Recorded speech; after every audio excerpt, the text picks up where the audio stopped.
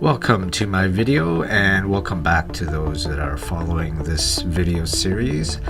Today's video I'm gonna show you how I drew this drawing in Procreate on an iPad Pro 9.7 inch.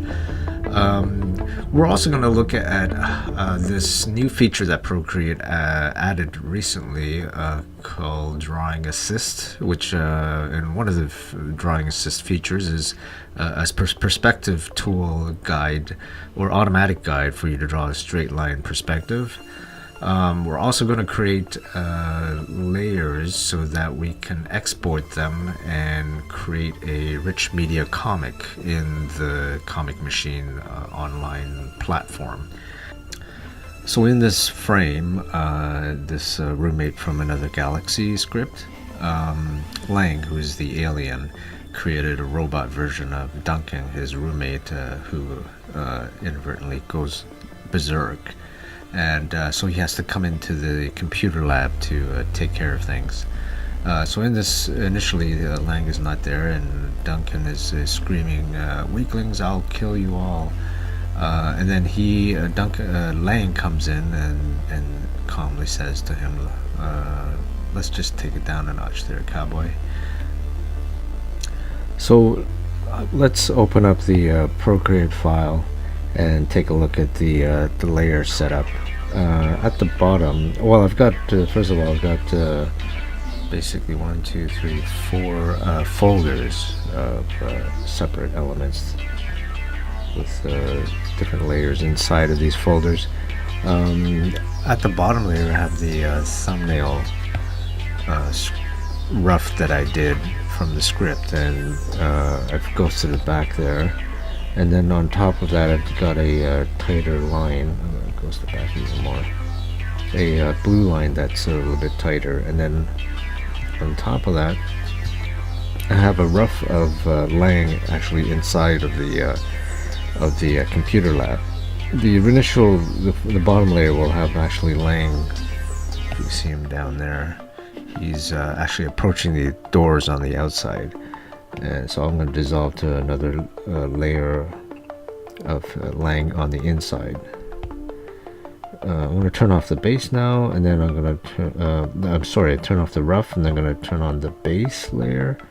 As you can see, it's Lang screaming inside the lab, and then Lang is approaching from the outside.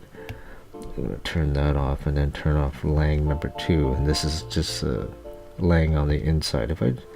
It's actually a transparent layer. If I turn off the background, you can see that it's actually a floating layer. I'm gonna turn off Lang and then do the head. So this is Duncan's head turn, and that should overlap the base pretty nicely. I'm gonna turn on Lang and the head together, and you can see that this will be the end shot. On top of all those layers will be a color layer, and this is the sort of bluish duotone that I have for most of the comic. So I'm going to turn off the head for a moment there. I think throughout this comic, the robot version of Duncan has sort of this maniacal red glow on his eyes, so I used a lighten add layer. See it right here, add, and so you click on lighten, and that gives a nice glow effect.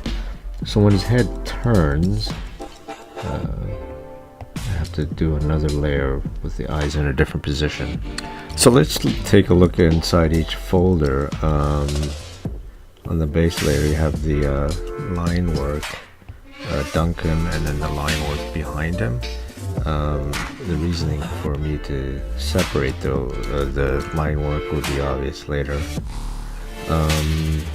Underneath it all is the background for the atmosphere behind the glass there. The reason I separated is just so that I have freedom to do broad strokes without worrying about overlapping the gray on the inside. You could totally actually merge the two layers after you've drawn it.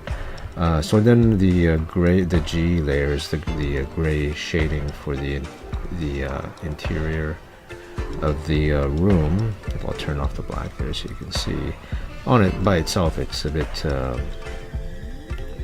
light. It's a bit too light, so you need sort of a defining black to give it some definition. No, this version of Lang is on a separate layer, so that's why you couldn't see the gray and the black disappearing.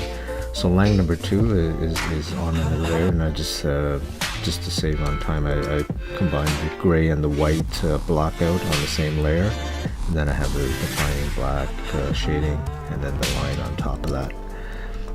The head as well, I have it's just 3 layers. Well, I have a rough layer underneath it all, but the white and the gray is on one layer 26, and then you have the defining black.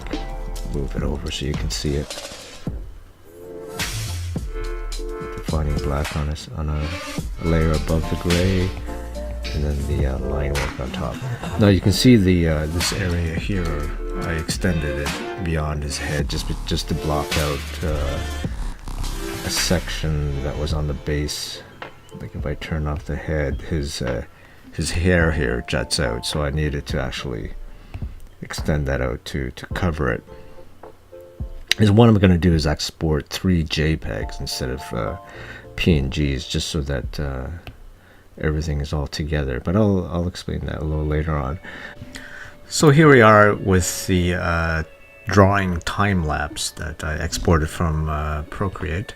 Yeah, so I'm starting in with the rough blue line. I had the thumbnail, but it's anatomically not correct, just for gestural, so I have to tighten up a bit. So I just from the thumbnail, I know I wanted a very low angle to give it more impact, and it makes the robot Duncan guy, this guy here, more menacing looking. So here I turned on the perspective drawing assist, and because I had a rough idea of what the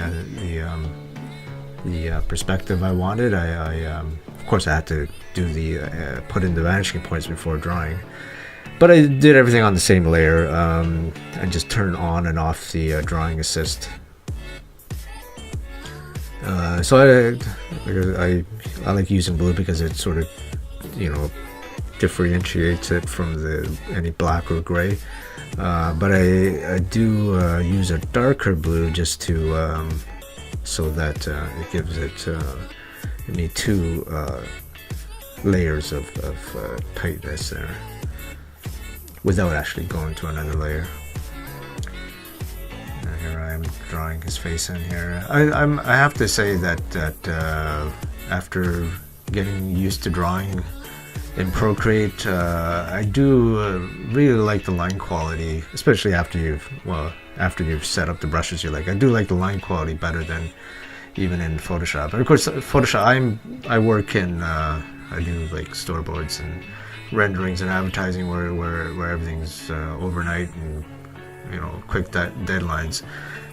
In which case, working on Cintiq with all the palettes open in Photoshop is invaluable, just for speed wise.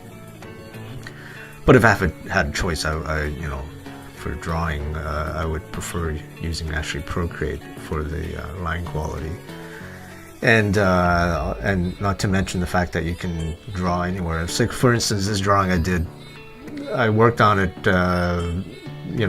I can't remember where I drew. I definitely did not draw it at my desk. Probably could take it to waiting for my son's skating class, or while I'm at a coffee shop waiting for something. If you're one of those people that can work anywhere, definitely do think about investing in an iPad Pro. And not that I'm exclusively an Apple fan, although I'd be working in advertising. Apple is the platform of choice, but also because Procreate is only available on the iPad actually. I'm not sure if there's a deal worked out there with Apple and Procreate or Savage software there. Although whenever I go into an Apple store, there's always Procreate installed on it. Unfortunately, not the latest version, but you know, even though I love actually playing around on it. Yeah, so after drawing the line, here I'm roughing in some gray. As I mentioned before, I lay down like broad areas of gray and then knock it back with an eraser until you get the right, you know, the right shape. So here I'm drawing the layer where Lang is. This will be a separate layer of him in the room rather than outside. So I'm drawing him on a separate layer. And here's where setting up the perspective is really helpful. I'm trying to follow the perspective, especially the top perspective vanishing point, so that he fits into the room. Also, the beauty of working digitally is that you can just size it up and down and adjust it until you get the way you want. So here I'm continuing with the gray layer, trying to block in some broad areas. It's just for to keep yourself sane. I try to keep it to just a few grays, tonal values, because I know I'm going to be actually doing another layer where there's a more of a defined shading layer, a darker shading layer. I find that working that way keeps it neater and not too busy, even though, you know, it does actually give you a full tonal value. And also it actually forces you to think in terms of blackness, so make sure you have a balance of tonal values in the whole drawing. So here this is sort of like that core shadow area. And as you can see, I would lay in an area and then just knock it back, just like where the folds are and all that, to give it definition. You don't want to just lay in a broad black area that just covers everything. You want to give it some detail as well. And here I'm working on that layer of laying inside, laying in the broad gray areas as well. And when I do color, right now I have more black and white or duotone drawings than anything. But when I do color, I actually work in a similar way. And here I'm adding light glare. Well, I sort of turned it off there. Oh, and I'm doing a head turn of Robot Duncan looking at Lang. Basically working the same way, doing the rough on blue, turning down the opacity on the blue, and then laying in the line work. I think I used the wrong brush, so that's why I redid that there. I guess you get used to a brush so much that if you use it, you know, really notice the quality if you draw with it, if you use the wrong brush. So you notice when his head was down, there was more of a light from the floor reflected to give him a menacing look. It was light coming down from the below up at him. But of course, when he turns his head, he's looking up now, and you get the light from the ceiling.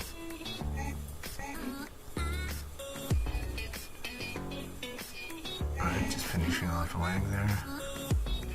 And then I added some motion lines using white. So there you have it. There's the time lapse. So now I'd like to take a moment to demonstrate how the perspective assisted drawing works. At the first time I used the perspective assisted drawing guides, it was during that early trial period that Procreate offered, and I think you pay a few bucks to try it out before everybody else and it was well worth it actually. But now they fully developed the assisted drawing section into actually a suite of tools, not just perspective. To gain access to it, you go to the canvas section and then click on drawing guide, turn it on, and then click on edit drawing guide. And that brings up the editing section. It starts off from 2D drawing, which is just up and down, horizontal and vertical. Isometric, which is just on a specific angle, left and right. So it's probably more useful for architects or doing plan drawings. And then the perspective, and then symmetry. Symmetry is just whatever you draw on one side, it gets copied on the other. But the perspective side is quite useful, and you can do as many vanishing points as you want. But I can't stress enough that you should actually not turn on the perspective tool until you've done the rough drawing. Just for the specific fact that if you start turning on the perspective tool to start off with, you're kind of stuck with what the perspective. You're kind of forced into an angle that is probably not, I mean, it's hard to tell what perspective you want to see until you get a sort of a rough drawing out first. So I mean, it depends on how you work, but I highly suggest doing a rough drawing first to see what kind of dynamic you want in the picture before you turn on and set up the assisted drawing tools. So I'm just going to draw a basic cube here, and I say this is basically winging it here.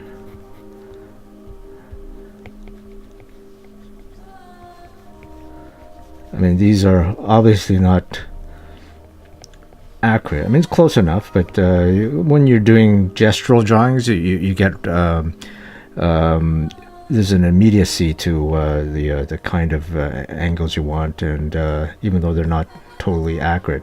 So once you get something like this in there, you can then go to the edit drawing guides, and then all you have to do is click on these videos are not here to teach you how to draw, but rather how to use the knowledge of drawing in Procreate. So you just click on the left vanishing point and just adjust it to the angle that best fits your drawing. Alright, and then use your two fingers to move it. As you can see, once I put down that vanishing point there, you can see a blue line that's exactly horizontal, and that is your horizon line. So if you remember from your early days, horizon line is the level of your eye level.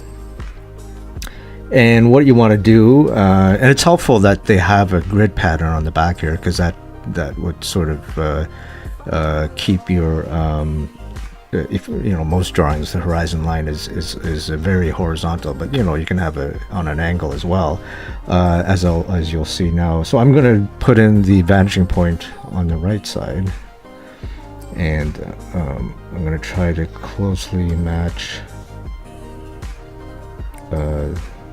my rough drawing. So if you see here, if I move the vanishing point up and down, it moves the horizon line so it's on an angle. So if you want your drawing to have a very horizontal 0 degree horizon line, you try to match up the grid from the left side to the right side. If I had to ask Procreate for one thing, is to actually have the ability to lock down the horizon so it's always at 0 degrees, because you kind of have to eyeball it sometimes, especially if you have a left and right vanishing point that's really far apart. I mean, sometimes you got to really reduce it, and it's hard to see how they match up. So I mean, okay, that's close enough. You can also do a third vanishing point, because in this case it's minor. As I say, if you wanted to have a low angle and have the cube sort of going away from you vertically as well, you would put in a third vanishing point. So as you can see, it gets pretty small. I mean, I'm on a 9.7 inch iPad Pro, so it would probably work better on my 12.9 inch. So I'm just gonna eyeball it here, because the actual thumbnail here is getting quite small there. But still very useful. I mean, you can sort of go back and edit it later. I'm gonna hit done. Oh, and also down here you can set the thickness of the guides and then the opacity of the guide. So I'm gonna turn it up, so just for demonstration purposes you can see it very clearly. But if you're doing a complicated drawing, you probably don't want it that obvious. So you can see it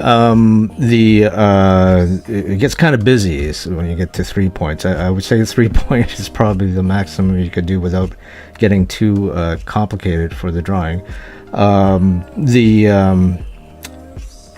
Yeah, so I mean, the beauty of this is that you don't need a ruler. I mean, when I go drawing remotely or go to a coffee shop or whatever, that's the beauty of working on iPad Pro. But I usually use see-through straight edge to get straight lines before the perspective guides come in.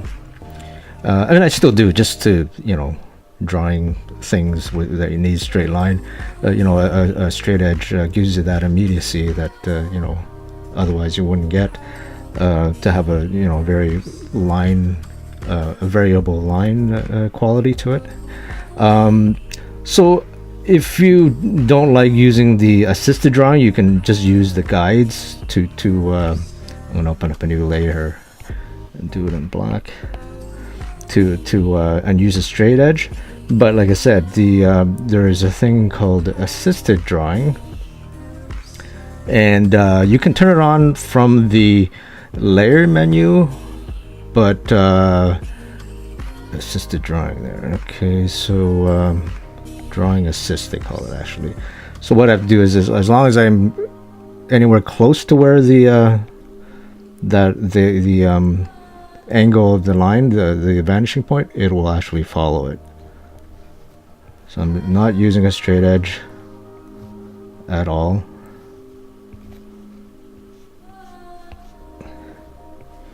So obviously this is kind of rough. So what I like to do is to have it in the gestural section.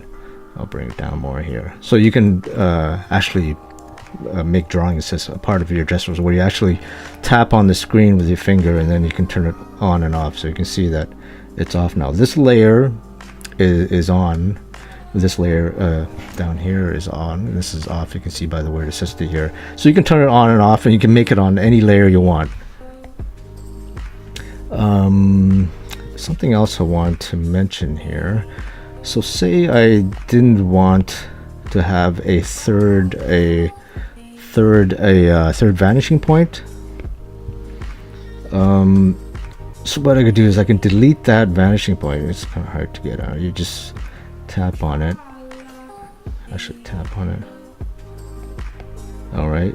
Tap and hold, I guess, or quickly tap on it, and you can delete that vanishing point. But even after you've deleted it, I'm gonna turn on assisted drawing now. So you still get the angles of the two vanishing points, but the handy thing is that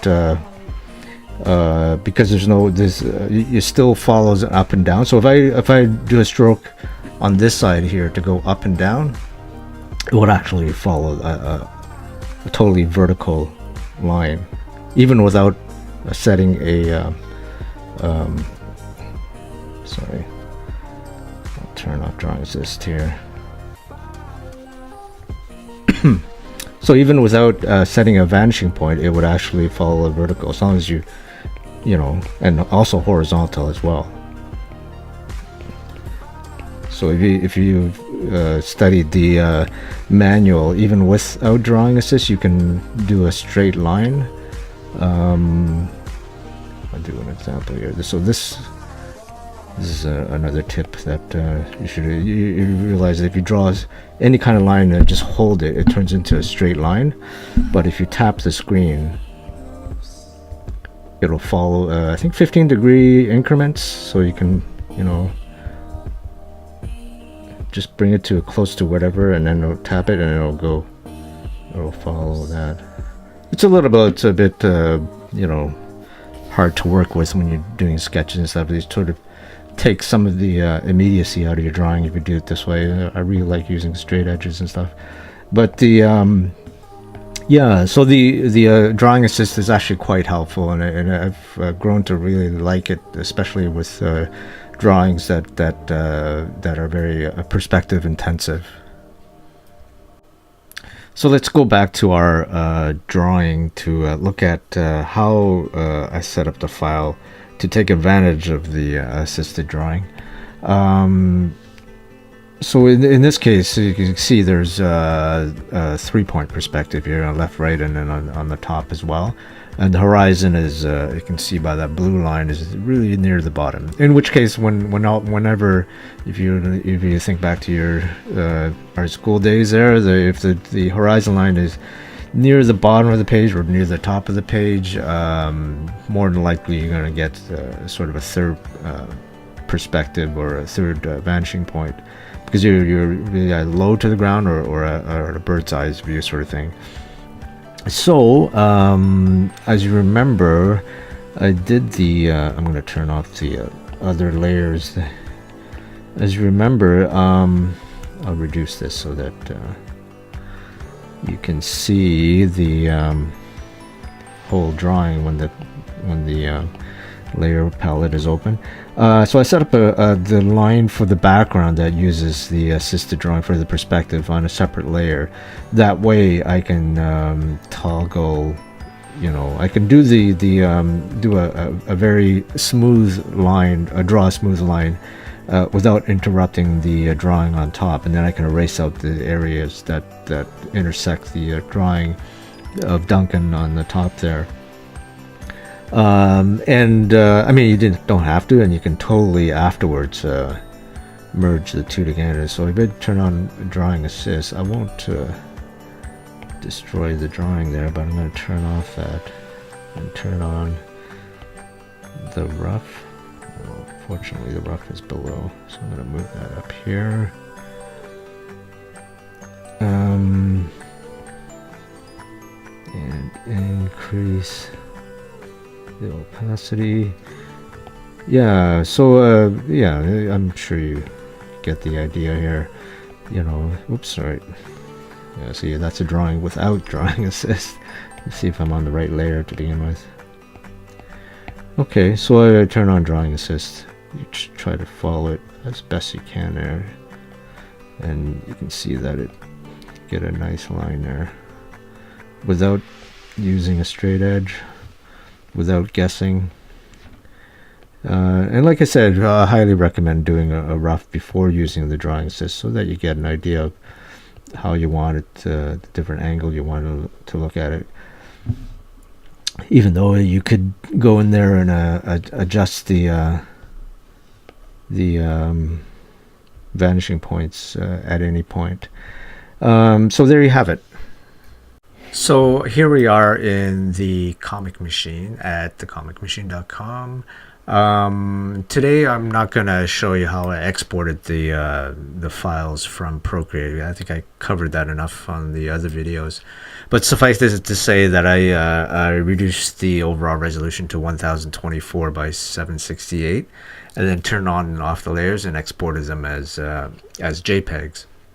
So I have 3 actual JPEG files at that exact resolution, and like I said before, the canvas size of the comic machine is at 1024 768. So if I imported that exact resolution, it would fit perfectly, so I don't have to resize it or anything. So as you remember, this is frame 51, so 51A goes in there like this. I'm just going to import all three one after another. So in this frame, the only difference is Lang is inside the room. And then the last one is he turns around and looks at Lang rather aggressively, I might say. So yeah, one. So right now, I just imported them. I didn't put any duration, delay, opacity differences. So if I just play it, it will just go to the, it'll play all three immediately and just stop on the last frame. So I don't want that. I want them to actually dissolve into each other. So this is layer 1. I'll do a dissolve of 0.75 seconds. So that's how long the whatever transition I set here. So from start to end, they're both at opacity 1, which actually means 100%. So in which case nothing will happen. So what I got to do is set the start to 0. And I'll do the easing in and out at easing in and out, and then do the exact same to layer number 2. 0.75 seconds, start opacity at 0, and then ease in and out. Number 3, 0.75 inches, 0.75 seconds, 0 opacity, ease in and out. So if I go to play it, right.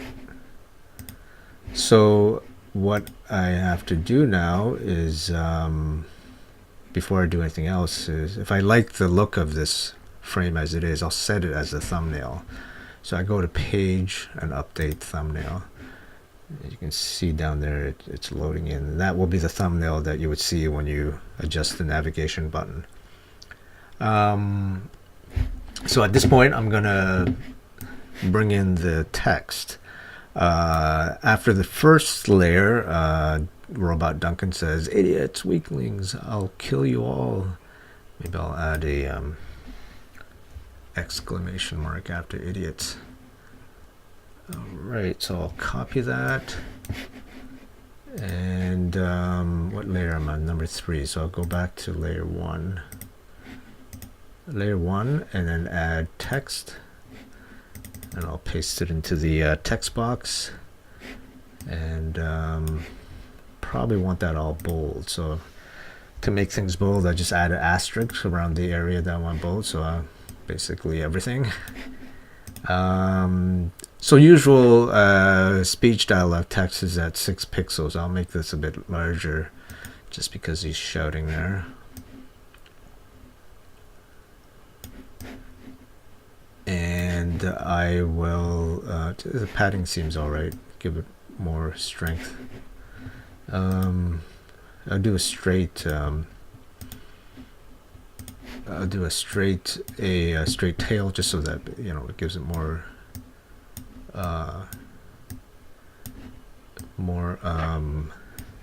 confidence in what he's saying here. And I'll keep the border thicker than the 1 pixel that I've been using to make it give more emphasis. Great. So I'm gonna save this and I'll have it fade in at 0.5 seconds, which I'm doing for everything. Opacity 0, ease in and out. So after he says this, I'll put in a wait or a click, so the user has to click it before they go to the next frame. You can see there's a weight that shows up on the layer stack here. So I'm going to go to layer number 3 now and add more text. And the text I want to put in is Lang says, let's take it down a notch there, cowboy. No exclamation mark. So he says this very calmly, so it'll be 6 pixel curved tail, 2 pixel width, and a 1 pixel border. Maybe I'll make cowboy bold, so I'll put a asterisk around that. Take it down a notch, so maybe down should be bolder. Where should I put this? Maybe over here. Be out of the way.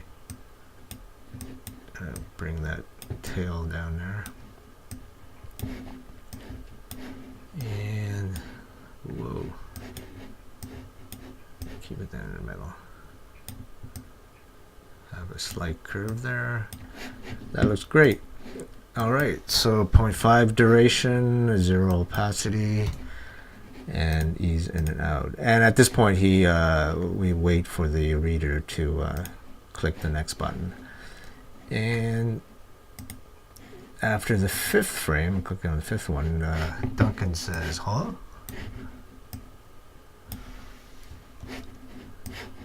Actually, he probably says, huh? Like really aggressively.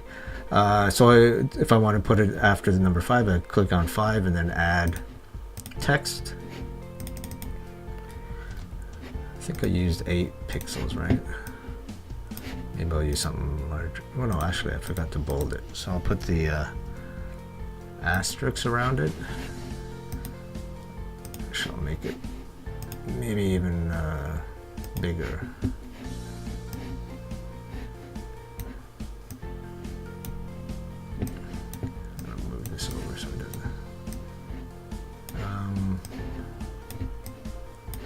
And I think 3 pixel width on the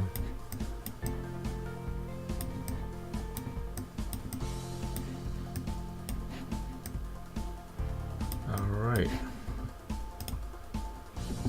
and I give it the same 0.5 duration, fade in, 0, and then a weight.